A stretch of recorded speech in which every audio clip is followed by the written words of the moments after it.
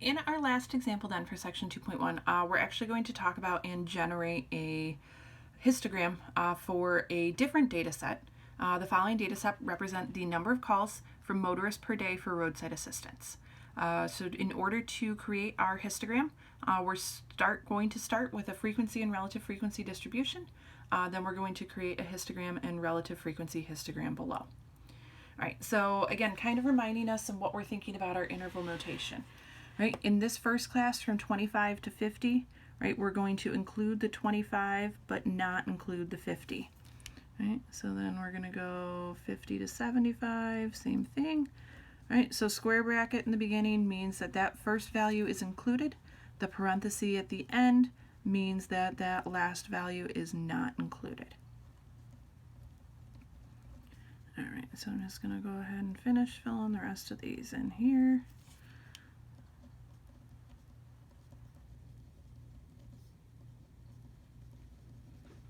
Okay. All right, so now our frequency. We're going to go through and we're going to count our data values. Unlike the other data sets that we've looked at where things were kind of in order when we were looking at the one for our soccer players, this is just a random list of data values. And so as you go through, if you're working through something like this, it may be beneficial to you to go through and mark through or cross off data values after you use them. I'm going to go through and just put a little dot next to the ones that I've used. That way we make sure we get everything. The other thing we can do is looking at this, we have groups of 3. 1, 2, 3, 4, 5, 6, 7. So we know in the end that we should end up with a total of 21. Right? So before we go on to finish our problem, we're going to make sure that when we get all of our frequencies in here, they total 21 values, because that's how many data values we have there. All right, so from 25 to 50 really means we're going from 25 to 49. We have this value of 28, this value of 40. That looks like it, so we have a frequency of 2. From 50 to 75, but we don't want to include 75. It looks like we only have 1. We have that 70 there, so we have a frequency of 1. 75 to 100, we're going to include 75 but not 100. We have 75, so 1, 86, 2, 80, 3, 90, 4, 82, 5. Again, we don't want to include the 100s, so we have 5. 100 to 125. It's going to include our 108, 1, 122, 2, 100, 3, 100, 4, 104, 5, 120, 6, too big, 105, 7. All right, 125 to 150. What do we have here? We have a 145 and a 130, so that's 2. 150 to 175. We have a 170 and 174, so that's 2. 175 to 200. We've got a 194, so that's 1.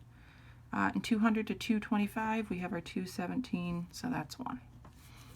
All right, we're going to go ahead and go through, double check, add these up.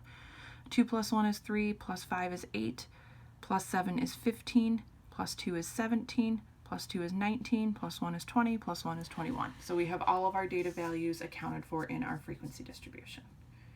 All right, now that we have all of our frequencies, we're going to find our relative frequencies. Remember, it's by dividing our frequency by our total.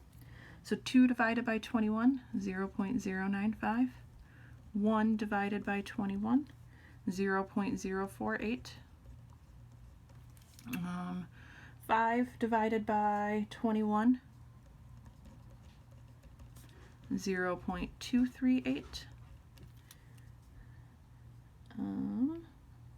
7 divided by 21 is 0.333.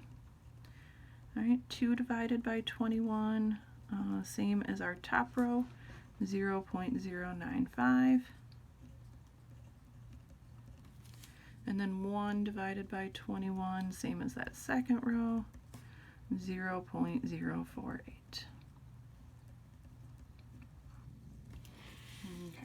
So we have our frequency and relative frequency distribution. All right, so now we're going to go through and we're going to construct our histograms. I'm just going to kind of lightly sketch these in with pencil, so that way I can kind of clean up and make sure the lines are nice and straight when we're done. But this will at least give us an idea of what we're doing. Our first class here from 25 to 50 had a frequency of 2. So we're going to take and we're going to draw a bar up to 2.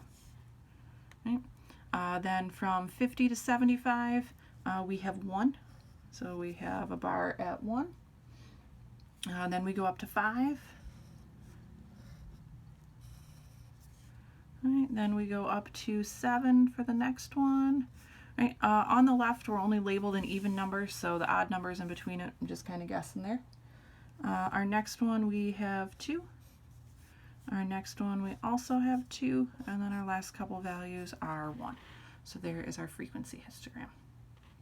Our relative frequency histogram is going to have a very similar looking shape. Not exactly the same, but we're going to graph our percentages or our relative frequencies.